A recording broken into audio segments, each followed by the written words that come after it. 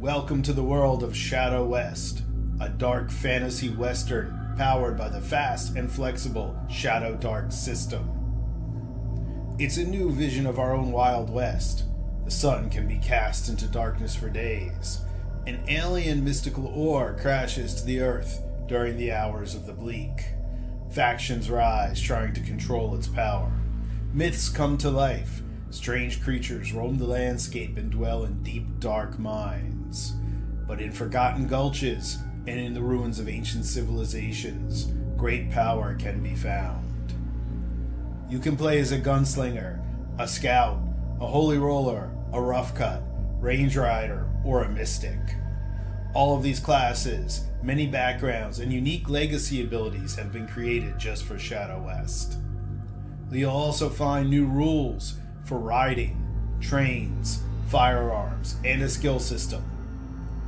You'll also meet a whole host of dangerous and terrifying critters that now walk the deserts and prairies.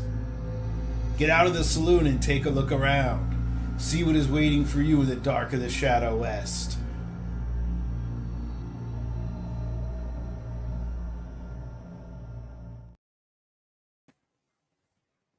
Good evening. See, a few people have already popped on. Welcome and thanks. And here we are with another stream about ShadowWest. So, one of my face looks really red in this light. Look at that. Now is when I need my skull with the candle eyes and shut the lights out. But it'll be a little easier for me to manage this tonight with lights full on, unlike the last stream that I did. So this is going to be a stream just a little bit about the development of the game, particularly the characters. And hey, Scott, how are you? And I had planned to do this for part of my Patreon, which is patreon.com, Fox and Board Games. And I have been updating them, usually in advance of everybody else with stuff. And people have been getting some advanced material through that. So if you're interested, feel free to drop by there, though I didn't actually plan to start this with a Patreon pitch, but apparently I just did. So that would be, I'll just put that in the link. And they will also be getting some additional content from this and other projects. And in fact, some of which you see appear later on in other venues has in fact appeared first on Patreon or in a different form. It appears that it is hanging a little bit. My chat connection is hanging a little bit. So hopefully that will, okay, there it goes. It goes through. But the main thing, of course, I wanted to start off with is a huge thanks to everybody. And I'm just going to share the Kickstarter window now. Most people I think who are here have already backed it. I'm blown away. I kind of set these stretch goals and thought, yeah, we'll probably make the 5,000. I think that's realistic to make by the end of the campaign. And that was blown out of the water 3 days in or 2 days in, however long it was. And it's just kept going from there. So big thanks to everybody and Kickstarter projects, Fox and Board Games, ShadowWest. The link is also in the chat for those of you who haven't gone. We still have 22 days. So we're really confidentially, I have some stretch goals here. I've been updating this. People on the Patreon chat and on the updates have been getting some advanced material as well. But we're kind of really hoping we hit the Dark Western soundtrack, so because that'll be a lot of fun to do. I don't know. You might even hear me play something or do something on that soundtrack. But it would mostly be by my good friend and band member and bandmate and collaborator, Brett McCoy. His name sounds very Western, but he is in fact in Maryland, and he has extensive practical and academic music and production knowledge. So that would be great to do. We'll see how that goes. But let's get into the meat of tonight.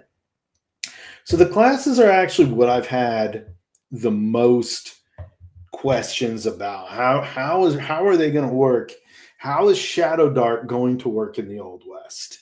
And how are the classes going to work in the Old West? So I thought I would start.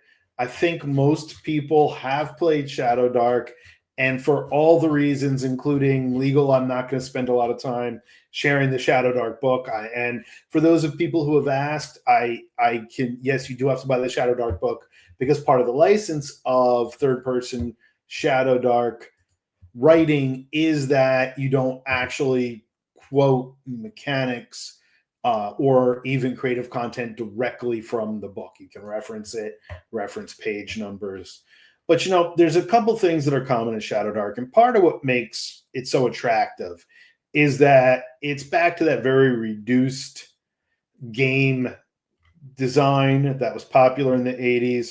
Of course, it is streamlined and updated to 2025 as far as playability. There's no THACO charts. There's no endless saving throw to hit charts, which I think we're all thankful for. Hey, I still have played those games periodically over the last few years. I still love old school gaming, but it's nice to just have a game that runs so quickly and so easily. So I haven't really addressed 0 level characters in ShadowWest. I'm sure I will. I was really thinking that most characters would just start at first level, and I designed the characters to be that way. I thought of them in terms of first level versus 0 level. The reason is, though, I'm going to want to keep the ShadowDark meatiness, the grittiness, the especially low levels deadliness in it. I thought in this kind of setting, and this is what I ran into when I've run Call of Cthulhu in the Old West. I don't go pulp. I'm not as much of a fan of pulp Cthulhu, but I do give characters extra hit points, and I do give them extra skills when I run Cthulhu in the Old West. And here's the reason. If you're in the Old West, you're going to want to do Old West things, right? You're going to want to jump from the back of your horse onto the moving train. You're going to want to get into a shootout with the bad guys. In ShadowWest or Call of Cthulhu, you might even want to try to fight a horrific monster with your 6 shooters, right? So you're going to want to do Old West things. And ShadowDark characters at 0 level are super squishy. Now, I mean, this could be fun too. You could do a funnel where everybody starts as a ranch hand. You know, you have 5 ranch hand characters, and the which of your ranch hand characters that survive get to become your characters. That could easily be done, and I'll probably think about that. But I was really thinking you'd want to start with characters at first level. And here's the other reason. Not only do I want the characters to be a little bit tougher than you would normally think of a really low-level character, especially a really level ShadowDark character, you want them to be able to take some risks. The characters in the Old West, I think, part of playing them is they are a defined personality in the world, meaning that you can absolutely, the nature of the stories that are generally told in the Old West settings, well, yes, there are going to be mines to explore where you need the torch for ShadowDark. There are going to be scenes out on the plains, especially if the bleak has fallen and everything goes dark, that you are going to have to contend with monsters in the same way you might contend with monsters in a ShadowDark forest. But a lot of what I think happens in an Old West is more character-centric, and I think there's a lot that goes on in towns and saloons and all these opera houses and much less reputable establishments. You know, if you watch any good Western, the action sequence, the gunfight, the chase, the hunting down the bad guys, that's all built around what happens in town and how the characters are developed. So I want the characters to be a little more defined up front than they might be in ShadowDark. Having said that, it's still ShadowDark, right? It's ShadowDark in the Old West. That's all I'm telling it. So it's not going to suddenly become a storytelling game where your characters are at no risk of dying. That just isn't going to be. By the way, anybody has questions at any point, I mean, I'll do a formal Q&A at the end, but if you have a question at any point, just throw it right there in the chat, and I will absolutely like deviate from my course of conversation. I got kind of a script tonight, but it's not a real strict script or a long script. It's going to be the first of several these kind of game development videos that I want to do for ShadowWest as it goes on. And if we hit 10,000 and we make the additional classes, I'm going to do that live right on a stream, and people will have input. So that'll be really fun. But Tonight I'm just going to talk about how I design the classes that are already there, and a little more specific on a few classes. And I'm going to take my very non-Old West water, fizzy water. Though I guess they had seltzer machines in the Old West. I don't know. I haven't really looked. I know they had them in the 20s. We had a whole Call of Cthulhu game stop because we were deciding if, hey, Lasan and Alan, because we were trying to decide if they in fact had seltzer in the 1920s, which they did because of cocktails. We knew that, but we wanted to find out how feasible it was to get it. But the Old West, I don't know if they had seltzer or not. I'm not quite sure, but I've got some here. And coffee, which they definitely had in the Old West. So, yeah, let's put that cup down where I can't spill it on electronics during the stream, because that's what would happen. So in ShadowWest, we know, or ShadowDark, one of the staples of it, and if you're a purist, you roll just like in old school D&D and first ed D&D, or in Dungeons and Dragons and Advanced Dungeons and Dragons, you rolled right down the line, and your scores dictated what character you played. That's still going to be an option here. There's Steve. Hey, Steve, how's it going? And that's going to be that when I've run ShadowDark, for friends, that's what we did. We rolled straight down the line, and you played what you played. I am going to say, for ShadowWest, I might suggest that people are allowed to juggle stats. Like if they really want to play a scout, but they have no dexterity, your scout, as we're going to see in a little bit, is kind of your roguey type class. Then they're allowed to play. Because again, I feel that a lot of the stories that are told in a Western environment might be more character-centric than a dungeon crawl. Then again, maybe not. People have already asked me, well, what if I want to do this with your game? What if I want to have this type of creature or character? I'm like, hey, man, it's your table. Do whatever you want. I'm providing you a framework to tell a story in. You can do whatever you want with it. The stats are all going to be the same. And I'm going to jump over to... I'll jump over to a sample character in a few minutes, which some of you have already seen these.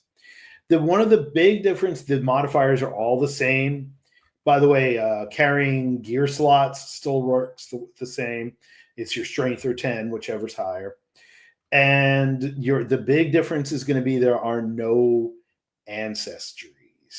There are no non-human or demi-human player characters, at least not in the core book, and probably not in my vision of it, quite honestly. It's human-centric. It is an analog to our Old West. So one of the first things I had to think of is, well, there are going to be different cultures, obviously. Now, a lot is dictated by religion. We're going to talk about that in the book. But, I just started watching American Primeval 2 nights ago, and the conflict between the Mormons, between the Orthodox Mormons, the more liberal Mormons, and then the non-Mormons, that all takes these human cultures, these religiously based cultures, warring takes the place of your elves, your dwarves, your whoever fighting humans, fighting each other in a fantasy world. And as far as that goes, we'll talk about religion a little bit later, but I wanted to keep this human-centric and therefore culturally centric. But what I did, and I guess maybe I should get this document up too, because I don't actually have this document in PDF form. Let me pull this up, and we'll talk about these on the individual characters in a little bit. You're getting to see some of my notes here, which is not a common thing. So let me flip this back over to that ship screen share. And here are my notes for the game. This is how it started, just jotting down these notes. There's kind of the core. So, but what I really wanted to get to was, instead of an ancestry, instead of your orc, halfling, goblin, dwarf, I have 8 legacies that you roll randomly for.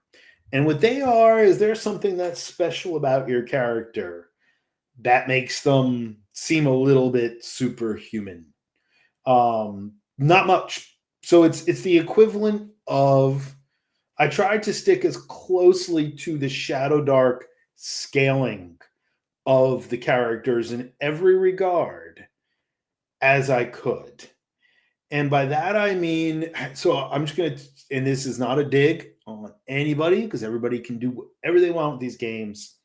But almost inevitably, if you're on the ShadowDark forum or on the Discord, the first draft of somebody's homebrew character is really powerful. Their homebrew character class is really powerful compared to everything that's in the ShadowDark books already.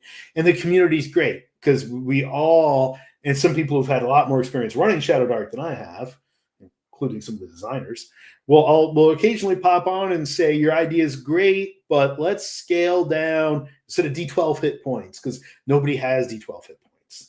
That immediately puts you at this level that is so much higher than everybody else. Let's knock it down to D8 or at most D10. That keeps it scaled within the ShadowDark paradigm and scaling of power. And the game is all designed around two principles. Low hit points so that you don't have to fight something for 20 minutes to kill it in the same way you would if everybody were scaled down to an average of 20 to 30 hit points and you had to fight it for a minute and a half to get the same result. And the other thing that is key about ShadowDark is the action economy of one action per turn. And I am keeping that in ShadowWest, that you get one action per turn. And people always say, well, can I make my fighter have extra attacks? Can I have a double-handed weapon for an extra attack? The game flows as well as it does because of its action economy. And I'm going to really try to keep that intact. So that's the first thing to remember, is that scaling-wise, you're going to be looking at ShadowDark with ShadowWest. So therefore, when I designed these legacies, now you can roll D8 and pull one up, or you might get to pick them if you have a particularly kind game master. And I'll talk more about that in a minute, how I perceive it. But so these legacies are things that might have appeared in story and legend in the Old West. And that's also every step of the character development, I pinioned it around our mythology of the Old West, much like fantasy role-playing games are pinioned on our mythology of the quasi-medieval. And I say quasi because like D&D isn't even really a medieval role-playing game at all anymore. There's something medieval about it. There's swords and armor. That's the only thing that makes it medieval.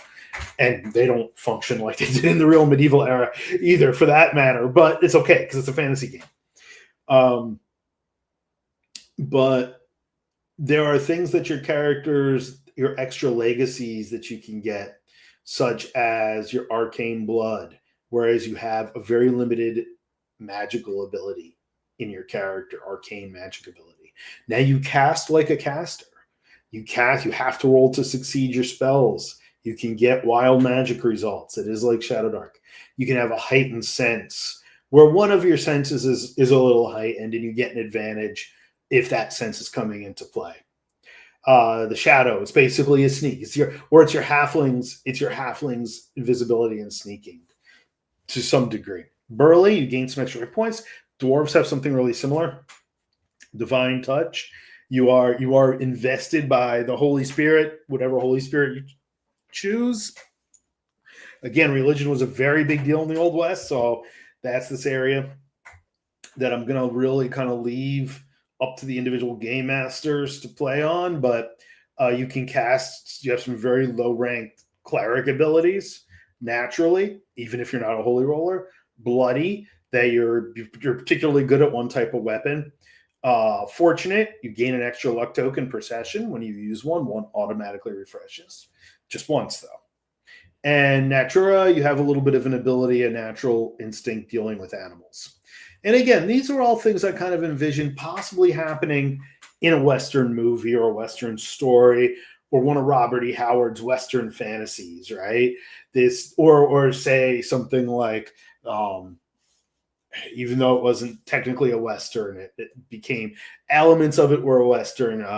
Garth Ennis's preacher graphic novels, which again they were crazy on a whole different level. But the scenes where like the Santa Killers flashes back to the Old West and some of the quasi mystical stuff going on was kind of where I drew some of this inspiration. So, and again, I had somebody ask me about the skill system on one of the comments on one of the ads. And they said, well, does having skills water down ShadowDark? Is that, you know? And I said, well, first of all, I've had a skill system that I've tried with my group and that's been out and about in the Book of Shadows for months now. And no one's really complained about it. I don't know how many people are using it. All it does is it gives you a little bit of a bonus when you have certain stat checks. That's all they do. That's all the skills do. It's not a whole system unto itself that is a required subsystem. And it's totally optional. You don't have to use them. You know, you don't have to use everything that's here. If you don't like the legacies, don't use them. Just make everybody a person, make everybody a dude. That's fine, you know. If you don't like some of the other stuff that has been thrown in, don't use it. So that replaces your. Let's go to the screen share. And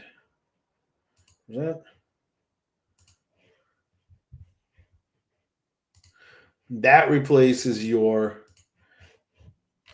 abilities that you would get from an ancestry. Now, again, that's another thing. People have said, well, what if I wanted orcs walking around my Old West? That's fine. Have orcs walking around your Old West. that's great. You know, like I'm not here to police your game. So the next thing that we get to are the classes. And I think that's why most people are interested in what I'm doing, what I've had the single most questions about. So let's start taking a look at how I designed a couple of the classes. And I'm going to start with the gunslinger. Now, if you look at a ShadowDark class, they have on average 3 functional abilities. The priest has 4, but this is actually just an extra spell casting. And the language, let's look at the fighter. The fighter is a little more concrete. The fighter is a hauler, a weapon master, and has grit. Okay, so those are 2 things. Those are like 3 things basically that they have as far as an extra ability. Plus, they can use any weapon and armor, which is pretty big. So I was going to start with the gunslinger. Let me start with the rough cut, because the rough cut is probably the closest one-to-one development that I did, basing a rough cut more or less off of a fighter. Oh, did I not? Oh, okay. Well, I didn't export the rough cut yet. That's all right. I'll bring up the InDesign file. You get to see the working file because I'm not completely done with the rough cut yet. Actually, let me just do a quick export of it because it's easier to read. Export, rough cut, PDF. Okay. All right. So let me close down InDesign.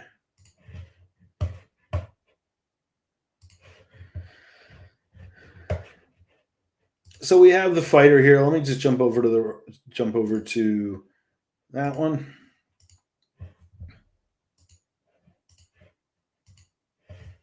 So here's the rough cut. Now your rough cut is your brawler class. Your rough cut is your hand-to-hand combatant. So I really took the fighter as the inspiration. I took it nearly 1-for-1 as far as the sorts of abilities that it has. There are 3 abilities. One is a fighting style that you choose. That's something that's a little different. That exists in some of the extended content ShadowDark characters. But as far as the 4 core classes, that's not in there. So, you know, I have to make the decisions. So the rough cut can use any weapon and armor. They're not a specialist. They don't get special abilities based on their weapon, unlike the gunslinger, where only when they have a pistol in their hand can they do certain things. But those certain things that the gunslinger can do are extremely deadly. So they have any weapons and armor. They have 8 hit points per level because they're up front. They're equivalent to the fighter. They're up brawling with everybody else. And they're the ones that are going to go in and beat up skeletons or lizard men or something hand to hand. So the first thing they get is a deadly skill. They choose 1 weapon, a knife, club, fist, or hatchet, and they gain a +1 to attack and damage with that attack. In addition, add half your levels rounded down to these rolls. So in other words, if you're 5th level, you divide that by 2 and round it down. It's 2. You add an additional +2 due to hit and damage with deadly skill.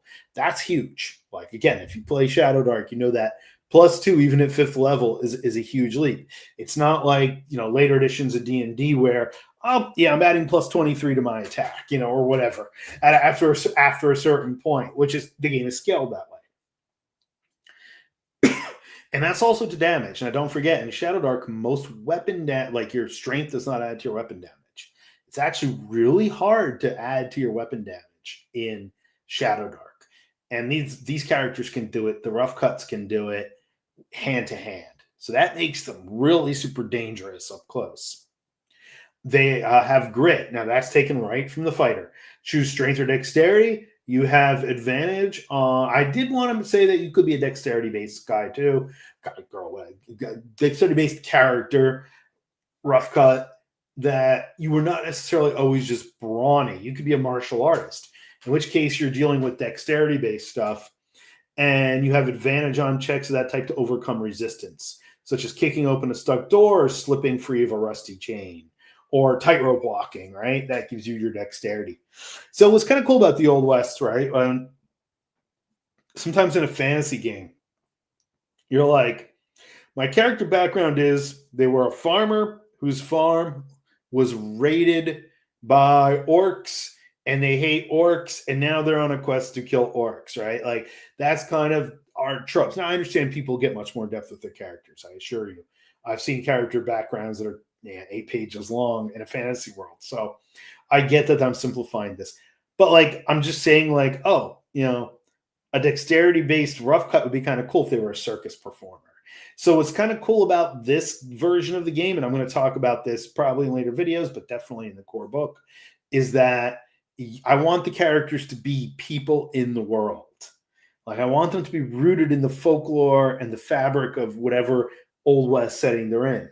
Now, obviously, for a short play, I'm going to throw pre-gen characters, and it doesn't matter if your character was a tightrope walker or not. It'd be kind of cool, like, oh yeah, he's this rough cut, like dexterity-based fighter, but at the same time, they also are like the circus performer that does escape acts, tightrope walking, and things like that. So then they'd be dexterity-based. That'd be kind of a cool way to approach it.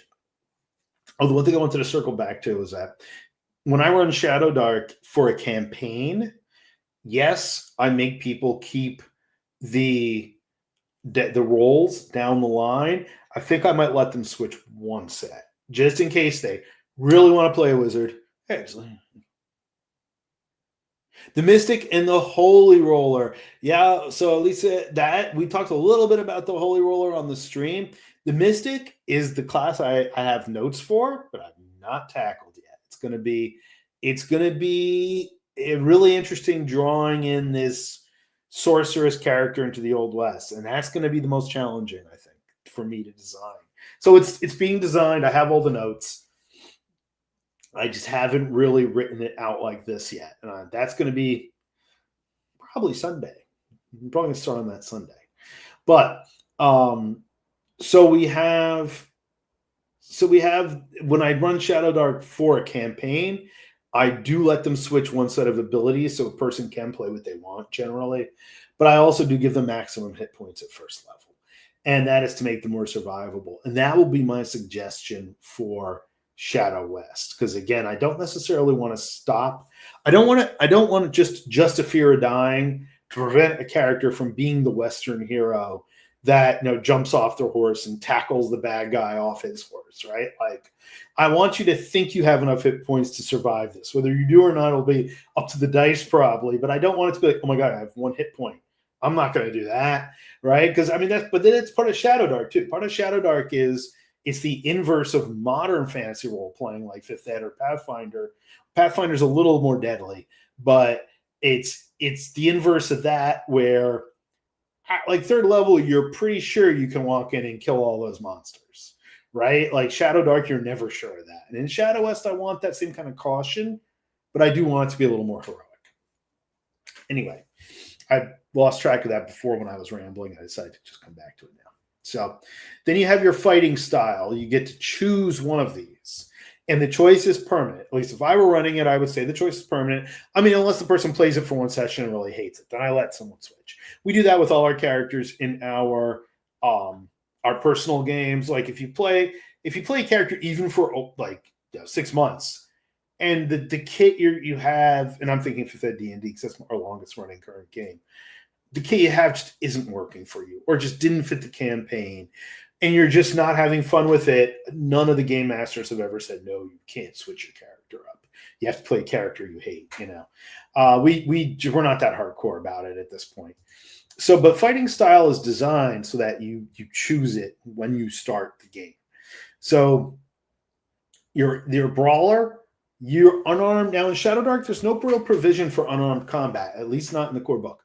I've not read all the curse scrolls cover to cover, so if there's something in there, feel free to correct me. But I just assumed it only did your strength bonus. Like if you punch someone in ShadowDark, I always just said, well, it just does your strength bonus. If you got no strength bonus or whatever.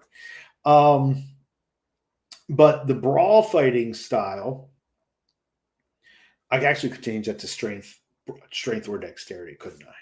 Because if somebody's dexterity based, but they want to be a brawler, then they're stuck with having to choose strength. Anyway, that's a design thing. That's a playtest thing we're going to figure out, hopefully in the next month. So brawler, your unarmed strikes do +1 strength bonus damage, scoring 4 plus your opponent armor class with a fist or blunt weapon, knocks them out for D3 minutes. And they have to be your level or lower, and you have to be able to knock them out. You know, a vampire, you're probably not going to knock out like this. You know, an eldritch horror, you're not going to knock out like this. A golem, you're not going to knock out like this. A slime, you're probably not going to knock it out. But if you're fighting another character, another human, or some creature that has or a giant bear or something, right? And you walk up and you punch it and you score 4 above its armor class, which again in ShadowDark is not that easy to do, then you can knock it out for D3 minutes instead of doing damage. But your unarmed strikes will also do additional damage. And I think I'll be changing that to strength or dexterity. Choose strength or dexterity. Your unarmed strikes with that attack, with that attribute, modified by that attribute, could use this brawler fighting style. The second one that you can choose is Killer Instinct, which is essentially a bleed, causes a bleed. And it is scoring 4 plus your opponent's armor class with a piercing, slashing melee weapon, causes an opponent to automatically lose 1 hit point at the end of the round. This lasts for D4 rounds. Again, they must be able to bleed. A skeleton will not be affected by bleed. You could rationalize this and say you damage it in such a way that it continues to sustain damage. And again, that's up to the game master. The good thing, I've heard that ShadowDark is defined, and some of the old school revival games are defined by rulings over rules. You're not provided with this excessive rule set up front. You're provided with a framework in which you should make rulings based on the situation. I understand that can get contentious. In the old days, we had plenty of D&D games grind to a halt. Someone wanted to argue about how the fireball really worked. But, that's not our focus here. The focus here should be in the spirit of this game. Can you cause the killer instinct to, the zombie continues to lose 1 hit point at the end of every round for D4 rounds. You could argue that you could. You could argue you could disable it in such a way that it would continue to take damage. That's up to the GM. Probably up to the fun of the situation, too. So that's your core of the character. And as I showed you before, I kind of patterned it directly off of the fighter with some modifications that I thought would be cool to the setting. So my rule in designing these games is, would I want to play this? Would I have fun with this? And if I say, yeah, no, I don't think I'd have fun playing that, I don't put it in the game. Tales of the Hard Land, which was going to be released this year till I got completely wrapped into designing ShadowWest after talking to people at Page and around Page about it. My Tales of the Hard Land, sword and sorcery, heavy metal role-playing game that was my whole point in designing it. Like, I want to design this game that's going to be out of control and fun and kind of high powered, fantasy, like Conan-ish fantasy. And what is the game I want to play? So that's kind of my philosophy in game design. Balanced, of course, for playability, because, the early versions of many of my games weren't playable. That's game design. Well, that's the way it goes. So next we have the talents, right? Well, we have your core talents. Then we have the talents you roll for. You will get one at first level, one at third level, one at fifth level, blah, blah, blah. We all know that if we play ShadowDark. If not, go pick up the ShadowDark book from Arcane Library. And you'll learn that. In fact, Blake, a longtime friend Blake, who a couple people who are on the feed know, when he pledged this at a ridiculously generous level, he was like, yeah, I guess I better get the ShadowDark book. I'm like, yeah, you probably should.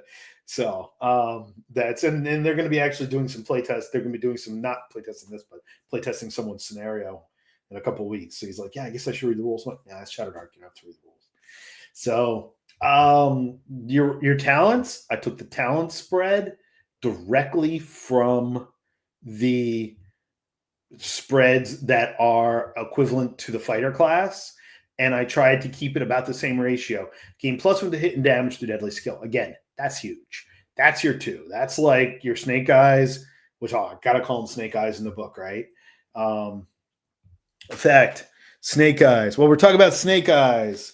Our artist, Lasan Lake, many years ago, when I was just a young gamer, signed a card for me, Snake Eyes from Deadlands card game, now Doomtown card game, which that'll be an announcement we'll talk about in a little bit, which I posted on quite a bit of social media already that some of you have seen. It was quite a nice thrill to have the Deadlands and Doomtown folks reach out to me and say, hey, we're keeping an eye on what you're doing. Let's talk. So that was really nice. But so that'll be called Snake Eyes, of course. So 3 to 5 is your resilient. You gain some natural armor class. Armor classes in this version of the game are very low. You got denim, you got leather and hide. No one's walking around in chainmail or plate mail in the middle of the Nevada desert. Well, maybe if they're undead, they could, and that would be challenging for the players, right? That they suddenly have to deal with this demonic creature in metal armor. But if you get some extra armor class, you for whatever your character type is, you can explain it as brawn or speed or whatever, extra hard skin. I don't care how you explain it, but you get a little bit of extra armor class because you're always up front fighting, and your goal is to get up and keep creatures busy while your friends do other things at a distance. Your fighting style damage increases by 1. That would be one of these. This would be your bleed or your unarmed strike, and then you get your usual +2 to your choice of 3 stats. Then if you roll boxcars, you get a +2 points to distribute to your stats, or you can choose one of the talents. And just like in ShadowDark, they stack. So the one commonality this has with ShadowDark is I've had a couple discussions with people already. There's a rough cut illustrated by Lasan Lake in a reptilian-infested ruin of these strange creatures, reptile creatures, and remnant dinosaurs. We have a rough cut going to town and fighting.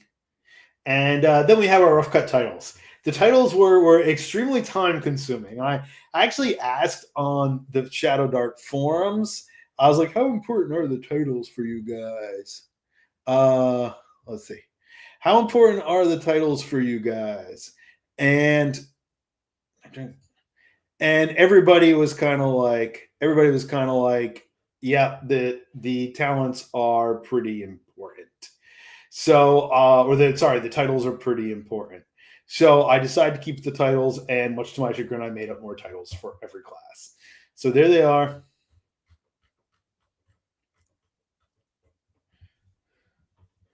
Rough cut titles. I tried to keep lawful, chaotic, and neutral.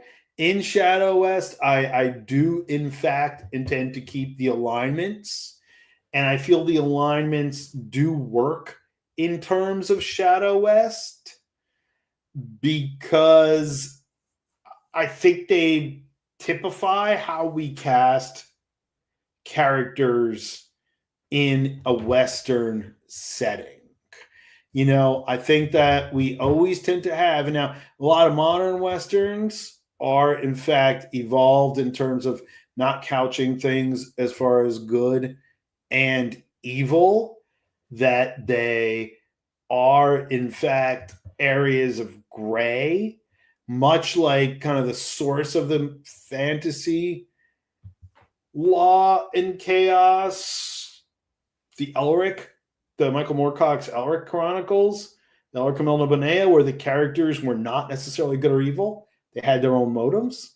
And in most better literature, science fiction, fantasy, horror, whatever, drama, American literature, the characters are not necessarily good or evil.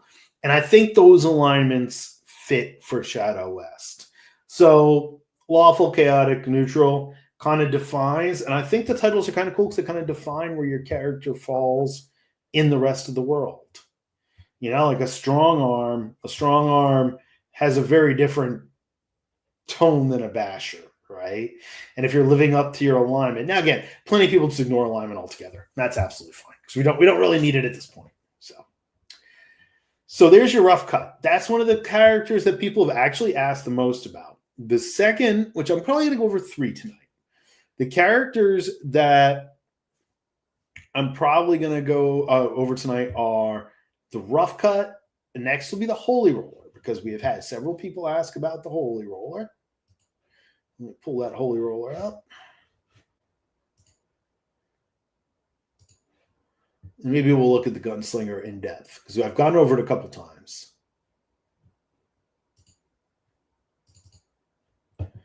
All right, so there's our holy roller. So the holy roller is exactly that. The Old West is filled with stories of preachers, right? Preachers both for good and for ill.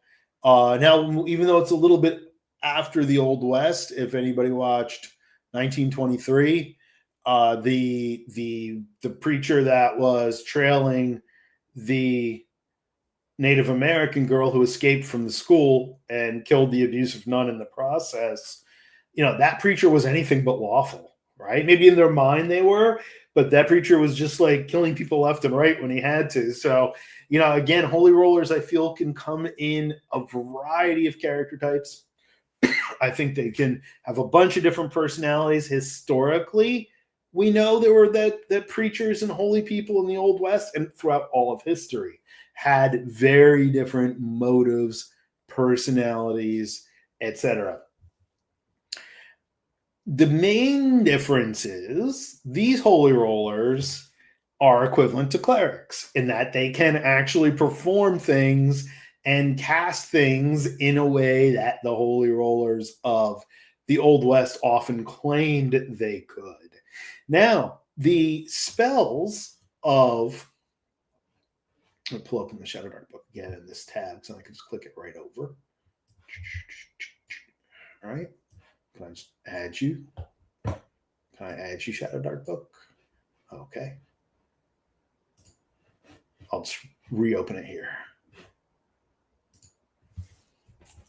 In this tab, sorry about that. There we go. So the cleric spells I felt in ShadowDark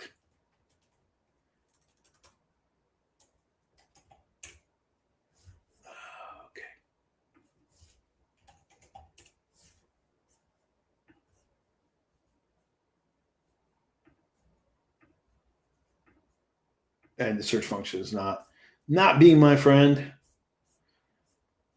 So I'll just scroll down. Sorry for any vertigo I'm causing anybody. The cleric spells will be chosen and are going to be layered exactly as they are in ShadowDark. Oh, here's a list here. Okay, I was going to go for the list in the book. I forgot I'd actually put the list on the sheet. Silly me trying to be organized, right? I kept most of those same spells. I felt that they really had that fire and brimstone, Judeo-Christian monotheistic sensibility that fits the holy roller. Now, inevitably, somebody's going to say to me, what if I want to have a holy roller that draws, let's say, their power from a tribal source, and they don't have these like heavily monotheistic Judeo-Christian spells. I'm going to say, well, then don't play a Holy Roller, play a Mystic. Because the Mystic I'm going to leave fairly open culturally.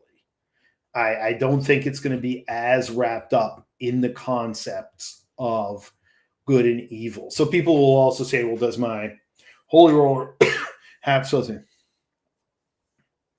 Yep. Yeah, the gunslinger. I think the gunslinger is going to be fun. That might be my favorite class to play, probably, if we're going to play this game. Which hope to actually play my own game at some point. I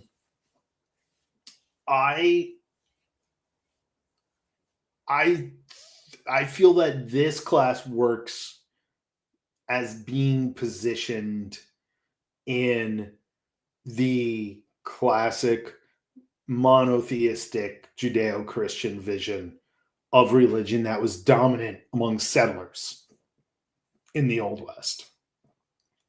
I know that probably seems pigeonholing to a lot of people and totally anti-ethical to our modern sensibilities. But I feel if we want to look at this in a mythic context, if these powers were to become real in the Old West, they would manifest in the way that people believed they would. This gets really into some of my fringe philosophies and my studies in fringe culture and occultism and all this, and how powers and spirits and things like this actually could work. Like if are they real? Are they things we create? Are they whatever? But in any case, I feel that if you're going to be a Holy Roller, you're probably going to be playing with those traditional powers of Pillar's Assault and Cleansing Weapon and Rebuke, and these things that we typically associate with an old fire and brimstone preacher doing. Now, do their powers always come from a benevolent God? Well, we could look into our own theology and realize a lot of the powers of major religions don't come from an actually benevolent God. They often come from a vengeful God. And that, to me, is part of what the Holy Roller is channeling. But the Holy Roller can also do other things. Now, they can actually use any weapon and armor, because just because you're a Holy Roller, because you're a preacher, doesn't mean that you're a pushover in the Old West. And they also can buff and debuff. So they're also kind of your buffing and debuffing class. They can preach. They can spend around preaching and do a charisma check. And they can imbue allies and give them morale bonuses. And then they can also reproach. And they also give some attack bonuses. Reproach and any enemies get a minus on attacks and morale checks. So they'll give a sermon, and that'll either inspire their friends or terrify their enemies. Do they have to speak the same language? I would say so. You're probably not going to be able to reproach and ooze. I don't know. But the Game Master could say that it doesn't matter what they say. It's the power that they're channeling from a divine or non-divine source. They cast spells, just like a ShadowDark cleric, and they have a holy book and a symbol that costs 1 gear slot, and I'm probably going to actually include a way that might function within the game. Brimstone, they can summon down some brimstone or summon up some brimstone from below, depending how they get their power. And they can strike a nearby target for D4 damage. Lawful and neutral characters may strike chaotic foes. Chaotic characters may only strike lawful and neutral foes. So here's a case where alignment was actually where it matters. And they can't use that again until another complete rest. That replaces the turn undead ability that the clerics get as a natural ability. And the reason why I chose that is because they already have it. They can still have a turn undead spell.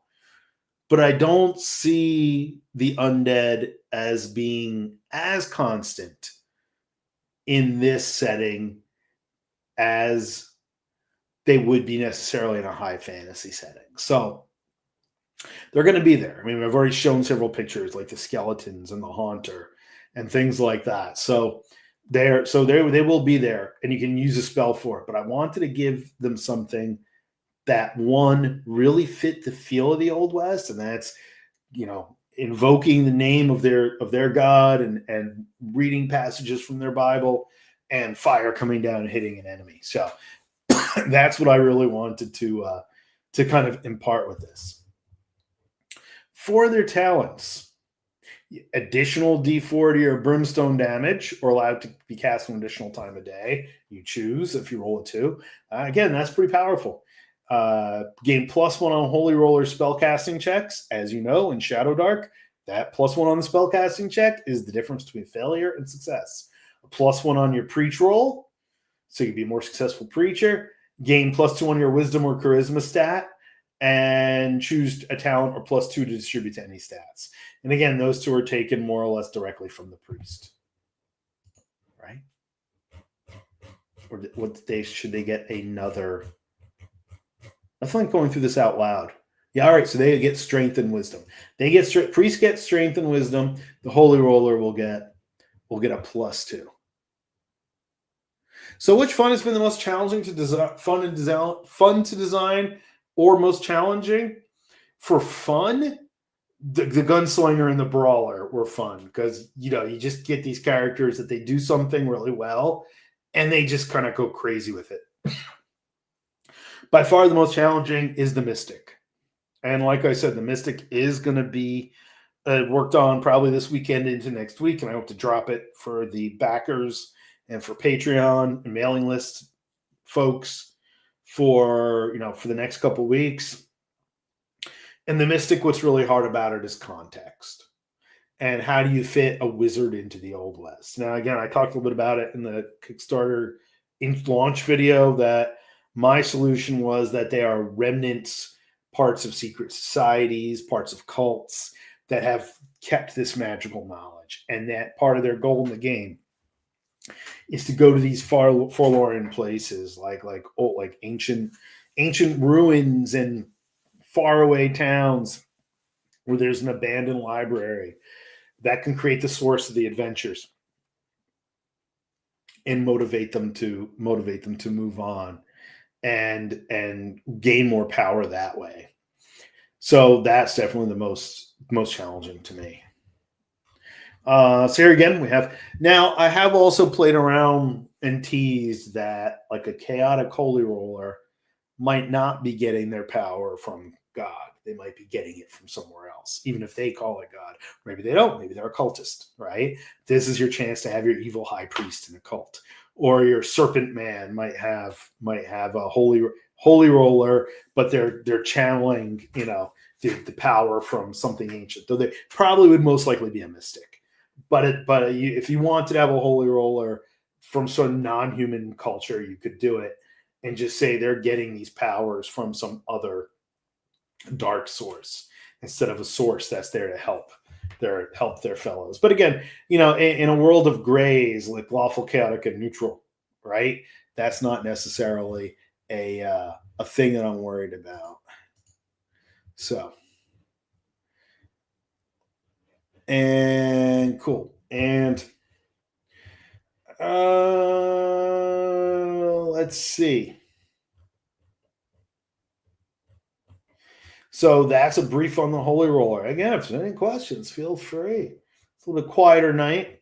So here is a Holy Roller made up.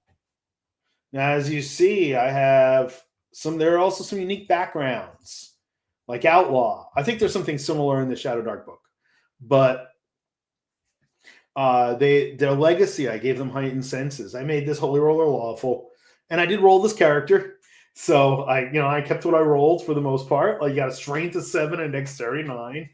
So I said, well, maybe they're a little bit, they're not super physically fit. Maybe they are possibly a little older of a person, or younger of a person for that matter. But they have the wisdom and charisma, and that's what counts. So I kept what I rolled. Their weapons, they got a hickory stick, a shotgun, and the shotgun, here's a glimpse of the rule for a shotgun. You can divide damage up to 3 near targets. So the shotgun, if it's close, it does 4d6. If it's near, it does 2d6. And if it's double near, it's d6. And it can't shoot far. It can't shoot to the far range. Only some of the rifles can do that. You get your brimstone damage, and then we have holy roller spells. Yes, I gave them light and cure wounds. We know your first level ShadowDark clerics almost always take light, and if they don't, they're living very dangerously. It's a leather poncho, so their armor is a 10. Because of their dexterity being lower, they would normally get a -1. So the leather poncho gives them a +1. They have 4 hit points out of a 6 possible. And then here is a breakdown of their abilities. So there you get your first character glimpse if you haven't downloaded it. So light in this game is provided by lanterns. Usually you could have a torch. Doesn't make as much sense. But you could have a torch, but you need lanterns and 2 flasks of oil and a box of 100 matches. So all the ShadowDark rules apply of darkness and the real-time dark timers, the real-time torch timers, which a lot of people have had some issues with that. I find it is an interesting addition to the game. I think that's what kind of defines it as ShadowDark. So it continues in ShadowWest. So there we have a holy roller, and we have one that I made. Rolling up characters for my own game is so much fun. So since we've already touched on them, let's conclude this video with a more in-depth look at the gunslinger. And then I'll do another video, maybe next week, where I talk about the remaining 3 classes in depth. And I'll pop right over to the gunslinger. So probably one of the most archetypical characters of the Old West. I didn't have as much of a basis to define this character from as some of the others in terms of how do I compare it to an existing ShadowDark character. So again, I kind of looked at the fighter a little bit and I said, all right, well, I'm going to consider this like a specialist fighter. So their whole fighting ability comes from their firearm. So they can choose. They have a chosen weapon that they can pick. Chosen iron. That's a talent. I'll get to that. So they can use any gun and a club and a knife. Now, by the way, the way I'm treating this in ShadowWest is, and I don't know how most people treat this in ShadowDark, because I treat it like ShadowDark too, that you can pick up and use any weapon. But if it's not one of your class weapons, you get disadvantage when you're using it. That's what I decided. So I never liked even old school D&D. My wizard can't pick up a mace and hit somebody with it. In the old days, we used to be like, okay, you get a -2, right? Or whatever, because you're not skilled with it. I think the disadvantage really works for this. So like the gunslinger can pick up a bow and arrow and shoot it if they have to, but they're not going to be as good as a firearm. Now I understand there's I've done both. I've shot firearms and I've shot bows and arrows. There is a transference of skill. If you get good at aiming, you get good at aiming, but it is very different under stress to try to use a weapon that you've never used. So, I'm going to assume that you have your chosen weapon is going to be a firearm for this class. If you want to, I just saw scrolling. I was like, oh wait, no, never mind. That's the channel. Pick up a firearm, but if you have to pick up another weapon to use it in a pinch, you can. Your armor is denim. They're lightly armored. I mean, the point of a gunslinger is not to get hit, right? So hit points D6 per level. And quick draw, +1 to initiative if you declare you are shooting. See you later, Elise. Thanks so much. The rest of the stream, there isn't much left, but it'll be on YouTube. So check it out. And I think there might be a replay on Facebook at some point. But +1 to initiative if you declare you are shooting or drawing a gun. You must use your action to shoot on that turn. So you have to, it's going to be obvious. If a person's carrying around a gun and they're rolling initiative, they're probably planning to shoot with the gun.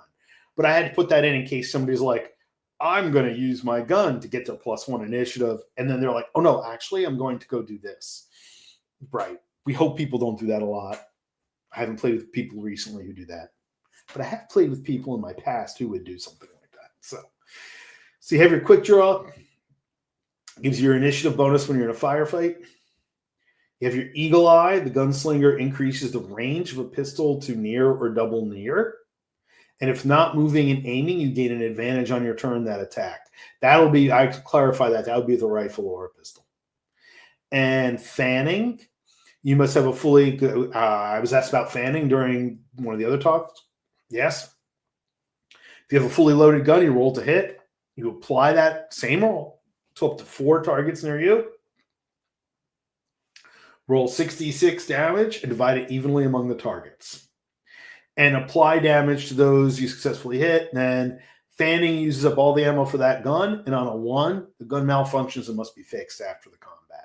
Whatever you want to use to rationalize this. And people might say, revolvers don't malfunction all that much. Yeah, they do if you're fanning them. Yeah, there's a lot of historical. In fact, there's a famous discussion by Doc Holliday that like no real gunfighter ever fanned his gun. Like that was purely for show. That was purely to thrill crowds. That was when you were trick shooting for people. Like if you were actually going to fight someone you never fanned. But of course, this is a fantasy game, so I want you to fan your guns. You can't use eagle eye and fanning together. So it's basically an area of attack that they get with their pistol. I feel like a gunslinger who wants to focus on rifle might have gotten shortchanged a little bit, but there might be some more alterations here. So you have +1 to your talents or your +1 to a quick draw, which again, plus on initiative in this game, no matter what you're doing, is huge. Chosen iron, +1 to hit with either your pistol or your rifle. Add it to the same type on a reroll. +2 your dexterity, constitution, or charisma. People might say, why charisma? Well, because famous gunslingers also became showmen, right? Whether they were actively or they were law people, or they were famous bandits who led a gang, right? So charisma can really play into your gunslinger persona. Deadeye, +1 damage to any successful gun attack. And then you can choose a talent as usual. +2 hit points. I'll probably switch the order of these two just to keep it consistent with the formatting. The gunslinger was the first class I worked up like months ago. And so I probably will go back through and revise this a little bit now based on the other classes. But there you go. That's the stuff you can do with a gun as a gunslinger. And of course, plenty of other characters. There's Ivy Pearl. And of course, a lot of other characters can fight with a gun, but the gunslinger is just a specialist at it. And again, I have the gunslinger titles: Marksman, Bounder, Constable, Outlaw, Avenger, Death Dealer, Reaper, Marshal. So I felt that if you're going to play a gunslinger, you're only going to want to fall totally into that persona. And this was an amazingly rolled character. Like if you know ShadowDark, you see everything above an 11. Like that's like this god character, right? Not like more modern versions of the game where, I have 4 18s.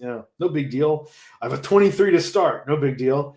This is like, a 16 to start. It's a major deal.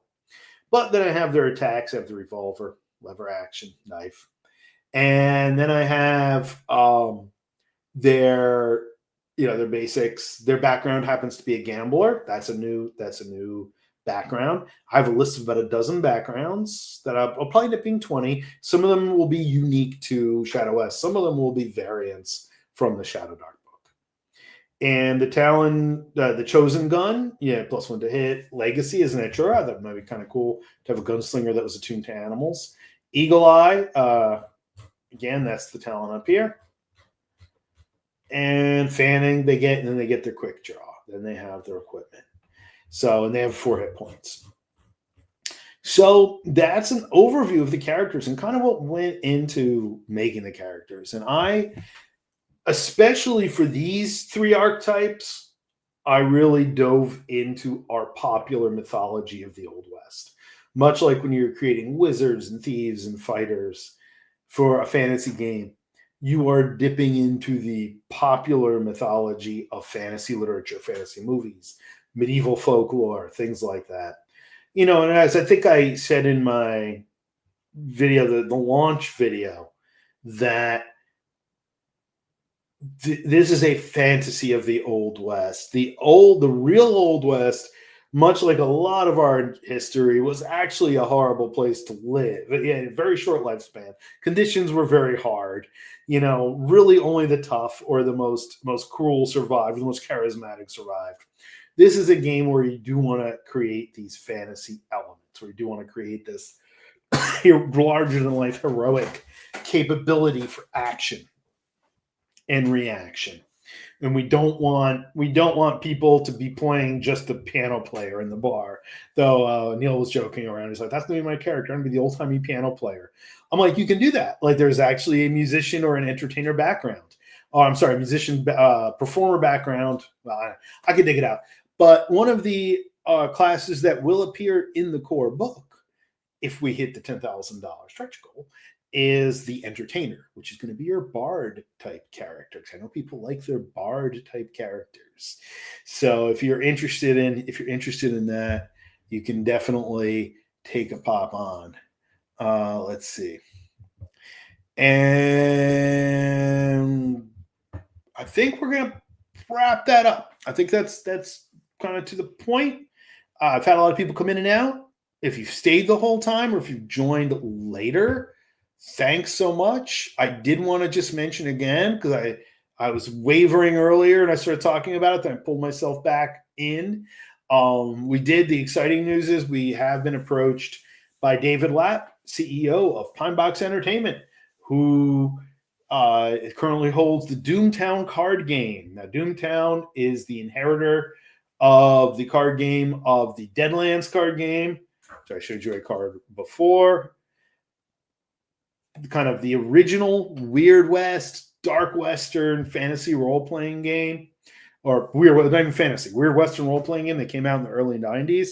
I had the pleasure of playing Deadlands with Shane, the designer, way back at Gen Con in 1996. So I've been a big fan of the genre. Alisane Lake also did quite a bit of the art for the Doomtown cards. So, and Doomtown is the name by which is the licensing of the card game. Yeah. Thanks, Scott. Thanks for coming by. And I'll be talking a little bit more about my design process probably next week, but I'll be posting about that. So we were approached by Dave Lapp, and Shane from Deadlands actually has supported the project, and he has given a shout out to his crew, which is absolutely awesome. Because again, that game is, I've worked very hard to not make this Deadlands, and it was a great getting that support from those guys and from Dave Lapp, who at page 3, we're planning some cross promotion of ShadowWest and Doomtown. So that'll be really exciting. We're going to hopefully meet up in the next month or so and talk about some opportunities for that for both of us. So having said all that, back to the opportunities. I will absolutely now have to go back and do a quick shout out again to the Kickstarter that we are currently running and that has been funded thanks to many people who watched the first stream and quite a few people who came on tonight. Funded in 22 minutes. I walked out of the room to get something to drink. I got a text from a friend saying it funded. And I was like, oh, okay, cool. Like, I wasn't even processing. Like, I walked in, I was like, oh, it funded. So, as I said, second stretch goal reached in 36 hours, I think, maybe less. And we're on our way to the third, which is more character types. And videos, live videos of developing those characters. So here it is again, Kickstarter.com. Projects, Fox and Board Games, ShadowWest. It's been dropped in chat several times. It is still going on, going for 22 more days, 21 more days now. And big thanks to everybody for rocking it right to the top, beyond my expectations. So again, I'm John from Fox and Board Games, designer of ShadowWest and quite a few other games that you can see at our website, foxandboardgames.com, and come find me at a local tri-state area up to New England, tri-state being New York, New Jersey, Pennsylvania, up to New England Gaming Convention and play some of the games with us and check out what we've got. Thank you very much, everybody. Have a good